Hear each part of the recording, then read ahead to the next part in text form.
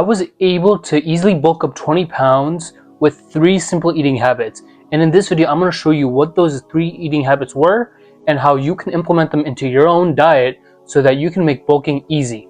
For the first principle, or I guess the first habit, is that you want to consume more fats. Now, before we get into eating more fats, I used to think this as a kid, but when I thought this as a kid, I thought eating more fats equated to getting fat, which it isn't true. The only way to get fat is to eat more calories than you burn. But as long as you don't do that or screw up your hormonal levels or like your liver, you'll be fine. But the reason why you want to consume more fats is because they contain more calories per 1 gram. Because proteins and carbs, they're like 4 calories per gram. However, fats, they're 9 calories per gram, which is really helpful for when you're on a bulk. Also, to mention, eating more fats they help you regulate your hormones, right? They keep in check your leptin, insulin. They help you build more testosterone. Fats are like a necessary part of testosterone. Like, I remember when I first started training, right? And I was struggling to get my calories. It was really hard, all in all, I just wasn't making any progress through like diet-wise, right? So I started to eat more fats. Stuff like peanuts, peanut butter, full-fat milk, chicken thighs, avocados, eggs. Like, I started eating that a lot more. And lo and behold, I was able to get more calories and build more muscle and strength. Now, just a quick side note.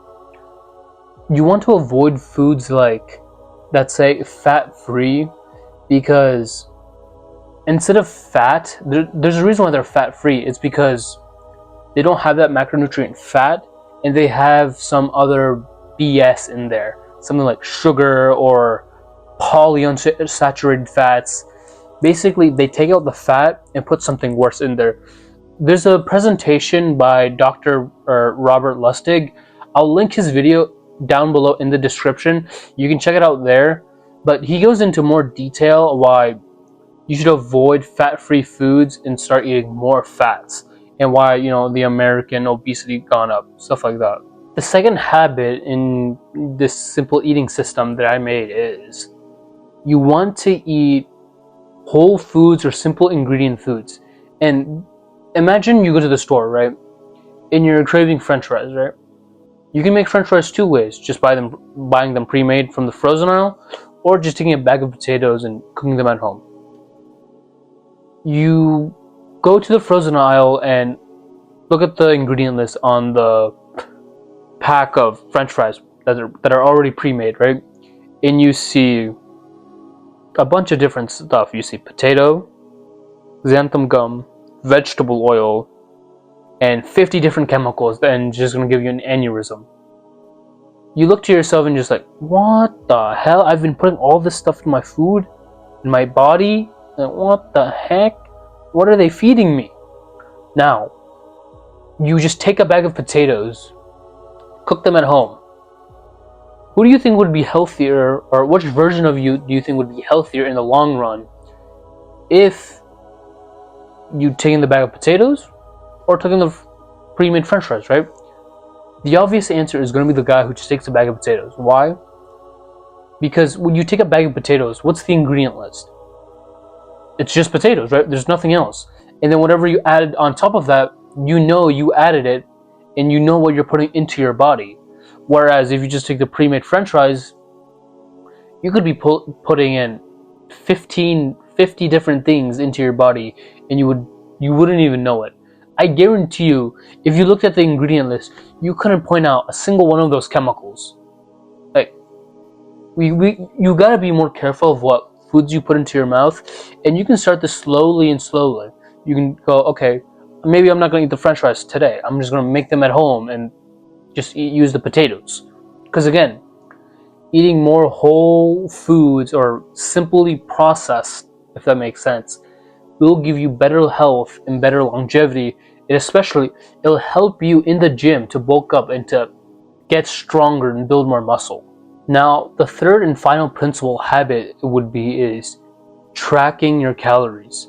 I cannot stress how important this is track your calories. Even if you're wrong, even if you're not right, track your calories, because tracking your calories will give you this sense of security, knowing that yes, today I ate this, I ate that.